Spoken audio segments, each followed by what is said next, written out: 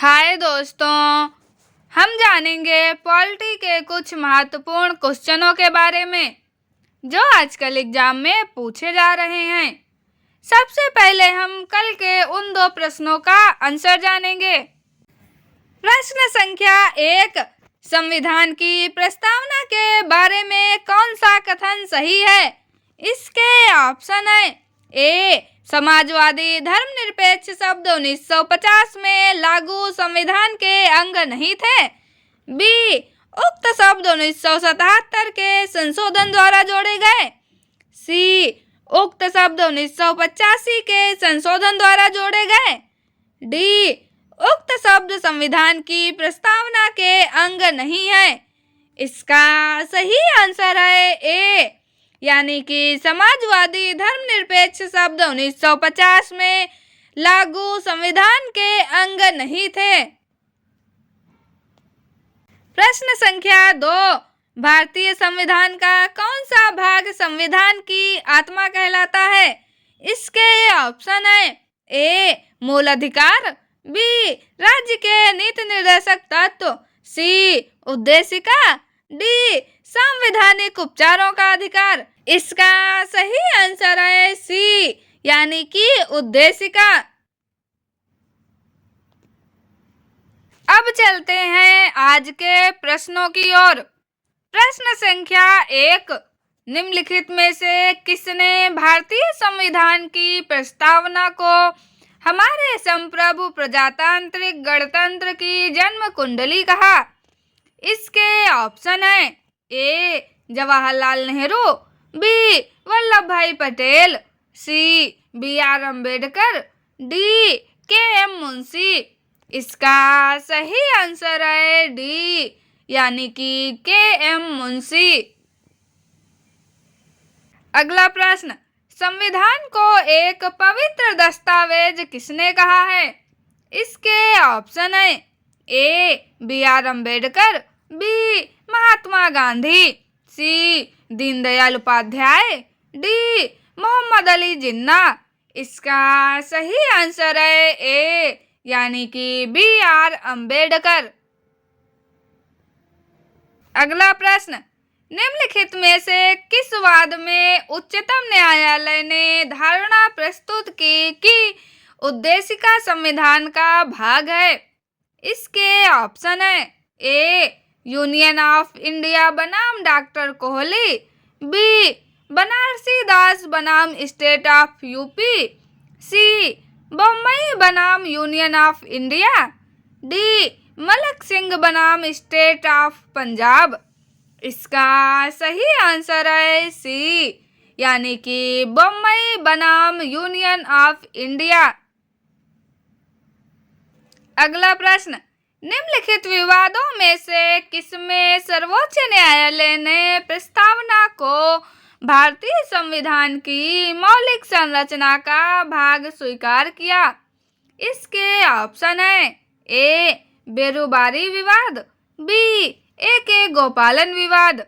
सी, privy purse विवाद। D, Kesavananda Bharati विवाद। इसका सही आंसर है डी, यानी कि केशवानंद भारती विवाद।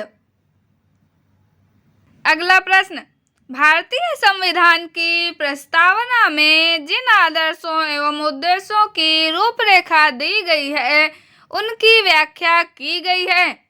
ए, मूल अधिकारों के अध्याय में। बी, राज्य के नीति निर्देशक सिद्धांतों के अध्याय में।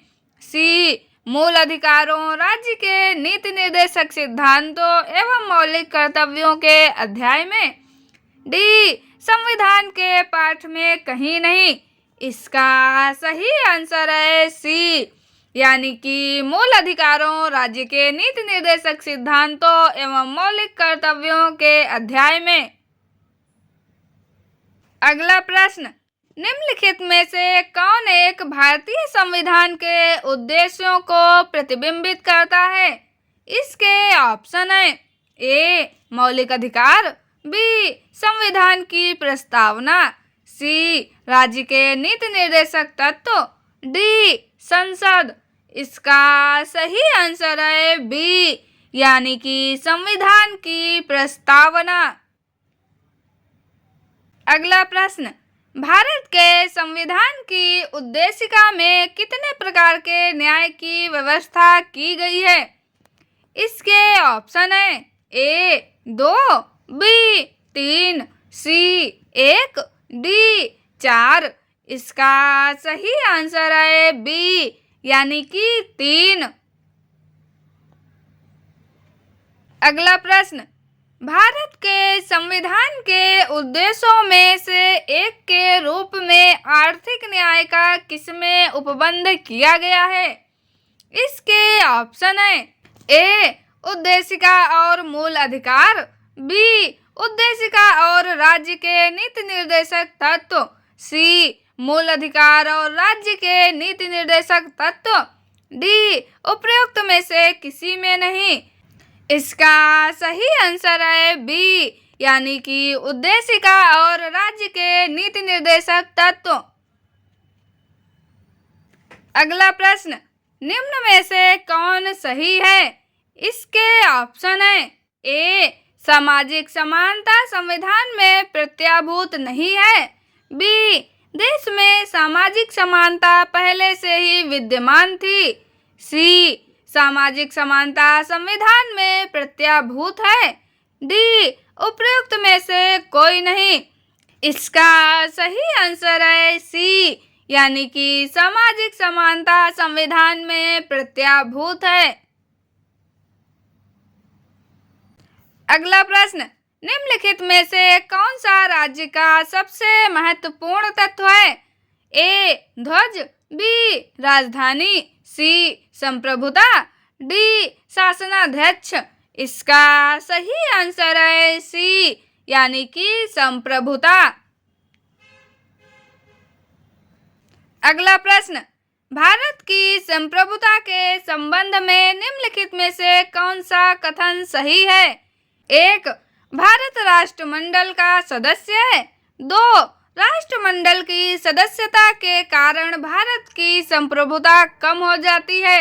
नीचे दिए गए कूट का प्रयोग कर सही उत्तर चुनिए। इसके ऑप्शन है ए केवल 1, बी 1 तथा 2 दोनों, सी केवल 2, डी 1 और 2 में से कोई नहीं। इसका सही आंसर है ए यानी कि केवल 1। अगला प्रश्न, भारतीय संविधान में किस प्रकार की शासन प्रणाली की व्यवस्था की गई है?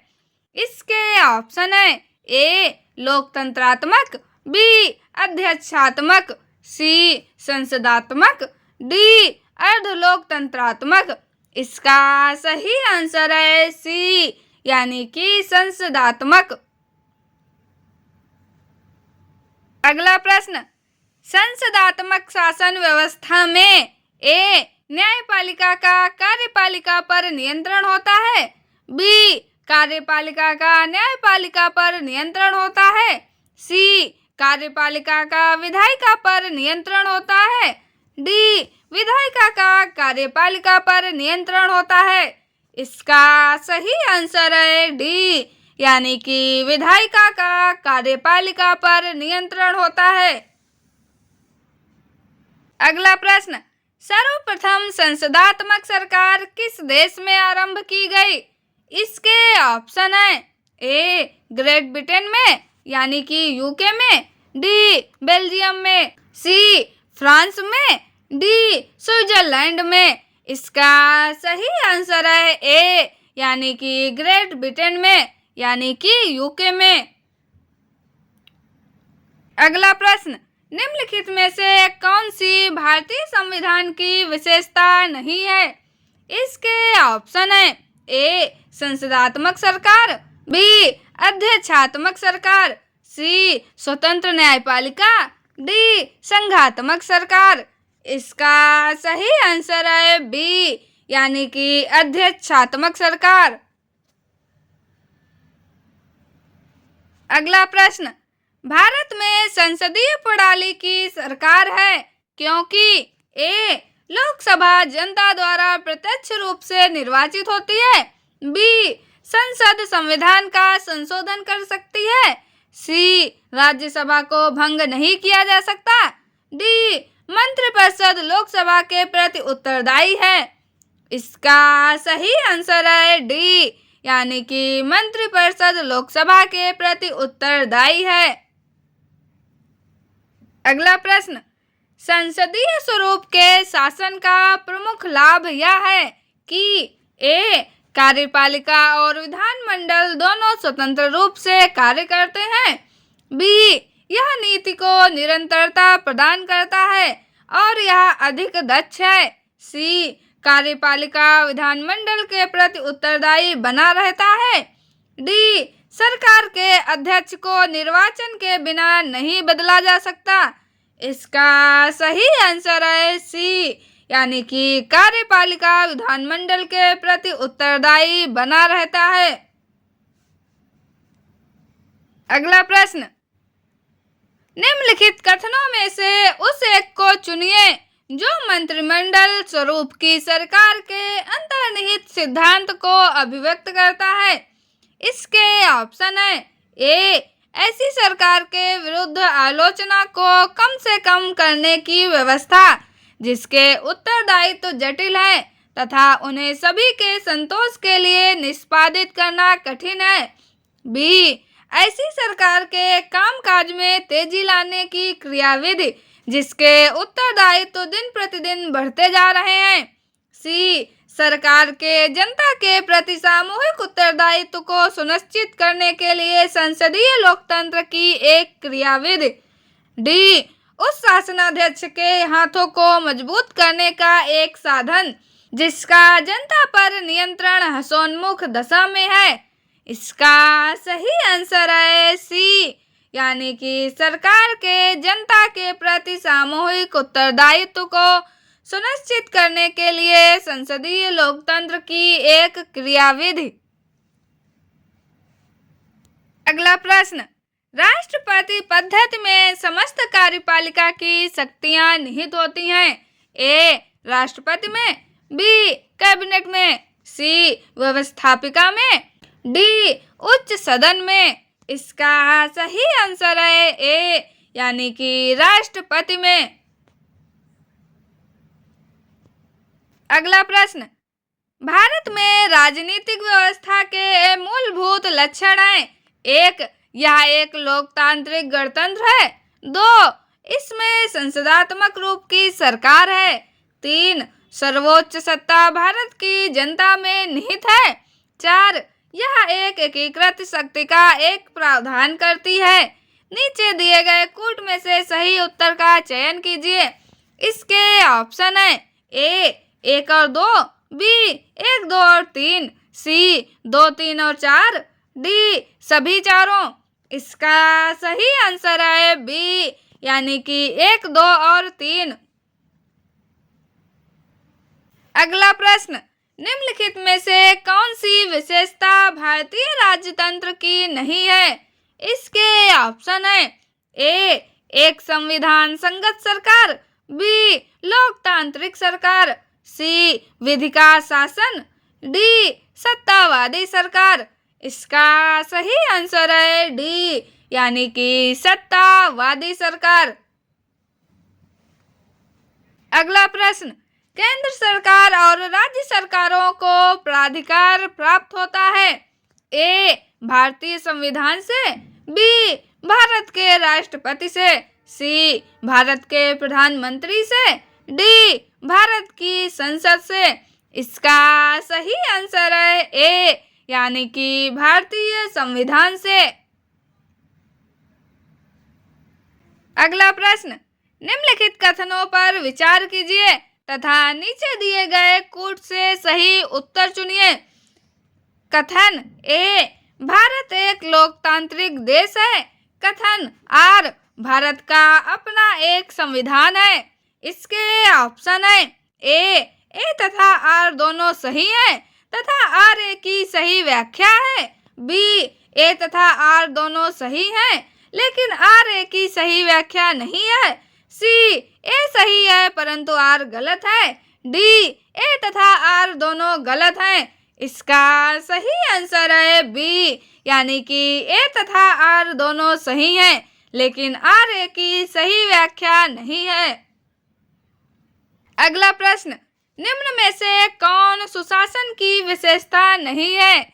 इसके ऑप्शन है ए जवाबदेही, बी पारदर्शिता, सी कानून का नियम, डी लाल फीताशाही। इसका सही आंसर है डी, यानी कि लाल फीताशाही। अगला प्रश्न, कल्याणकारी राज्य का उद्देश्य है ए अधिकतम संख्या का अधिकतम कल्याण सुनिश्चित करना, बी कमजोर वर्गों के कल्याण का प्रबंध करना, सी सभी नागरिकों को स्वास्थ्य सुविधाएं प्रदान करना, डी उपरोक्त में से कोई नहीं। इसका सही आंसर है बी, यानी कि कमजोर वर्गों के कल्याण का प्रबंध करना। अगला प्रश्न, राज्य हर जगह है, यह अंतराल शायद ही कोई छोड़ता है, यह वक्तव्य किस धारणा की व्याख्या करता है? इसके ऑप्शन है ए कल्याणकारी राज्य, बी कम्युनिस्ट राज्य, सी लोकतांत्रिक राज्य, डी पुलिस राज्य। इसका सही आंसर है ए, यानी कि कल्याणकारी राज्य। अगला प्रश्न, निम्नलिखित में से कौन सा एक भारतीय संविधान का दर्शन नहीं है? इसके ऑप्शन है ए कल्याणकारी राज्य, बी समाजवादी राज्य, सी राजनैतिक समानता, डी साम्यवादी राज्य। इसका सही आंसर है डी, यानी कि साम्यवादी राज्य। अगला प्रश्न, निम्नलिखित कथनों में से कौन सा सही है? इसके ऑप्शन है ए भारतीय संविधान अध्यक्षात्मक है, बी भारत एक नाम मात्र का राजतंत्र है, सी भारत एक कुलीन तंत्र है, डी भारत एक संसदात्मक प्रजातंत्र है। इसका सही आंसर है डी, यानी कि भारत एक संसदात्मक प्रजातंत्र है। अब आगे के ये दो प्रश्न आपके लिए हैं, इनका आंसर आपको कमेंट में बताना है। प्रश्न संख्या 1, भारत में राजनैतिक सत्ता का प्रमुख स्रोत कौन है? इसके ऑप्शन है ए जनता, बी संविधान, सी संसद, डी राष्ट्रपति। प्रश्न संख्या 2, निम्नांकित में से कौन एक अध्यक्षात्मक शासन प्रणाली का आधारभूत तत्व है? इसके ऑप्शन है ए संविधान की कठोरता, बी एकल कार्यपालिका, सी व्यवस्थापिका की सर्वोच्चता, डी अवशिष्ट अधिकार राज्यों के पास होना। इनका आंसर हम कल के वीडियो में जानेंगे। आपको ये कंटेंट कैसा लगा कमेंट में जरूर बताएं। चैनल को लाइक शेयर और सब्सक्राइब जरूर करें। मिलते हैं अगले वीडियो में। Thank you.